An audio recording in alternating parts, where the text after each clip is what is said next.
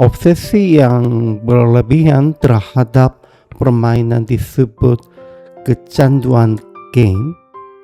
Demikian itu orang yang terus berjudi meskipun telah kehilangan banyak uang dengan keyakinan bahwa suatu saat ia akan kembali impas, disebut pecandu judi. Dalam kedua kasus ini, seseorang terperangkap oleh kenikmatan sesaat dan harapan semu akan kemenangannya.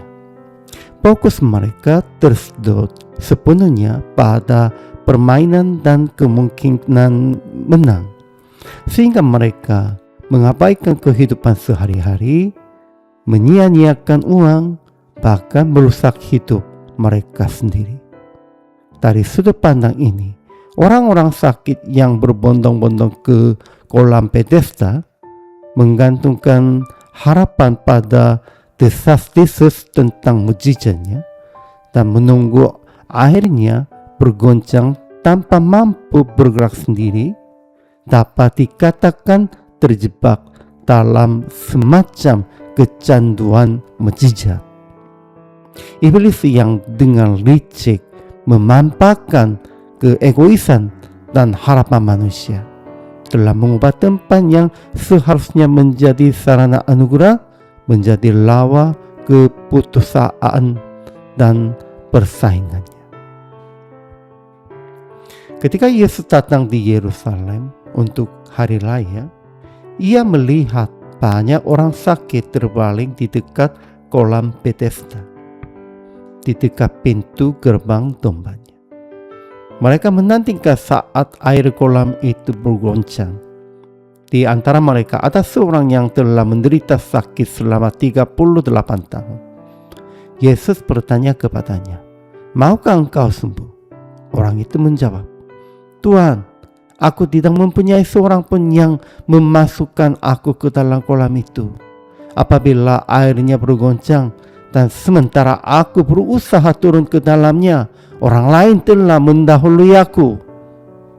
Lalu Yesus berkata kepadanya, "Bangunlah, angkatlah tilammu dan berjalanlah."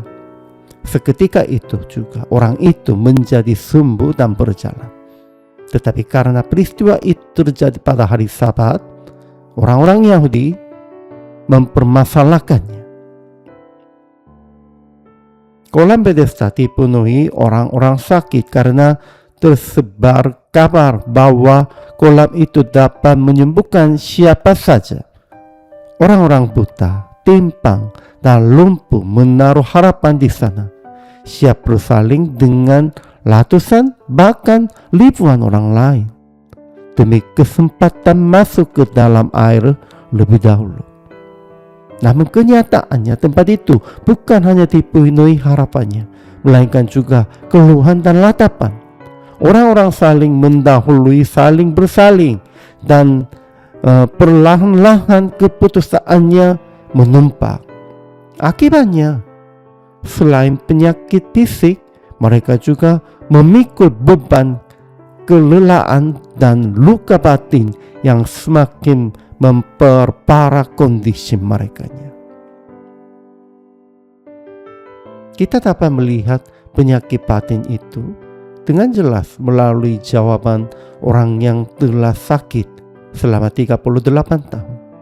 Ketika Yesus bertanya, "Maukah engkau sembuh?"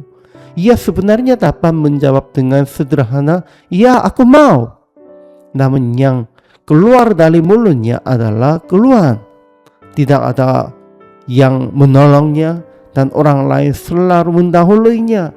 Selain penderitaan fisik, ia menyimpan rasa ditinggalkan, kepahitan, dan kejengkelan terhadap sesama.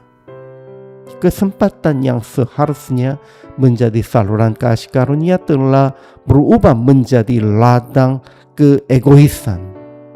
Karena itu, kita perlu waspada agar anugerah dan kesempatan yang diberikan melalui Yesus tidak berubah menjadi kebencian, persaingan, atau bahkan kecanduan religiusnya akibat keegoisan manusianya, termasuk di dalam kehidupan bergereja.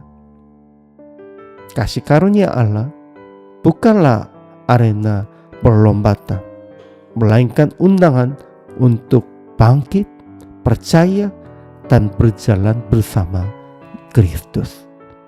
Kita harus ingat dan kita harus memberitakan itu kepada semua orang.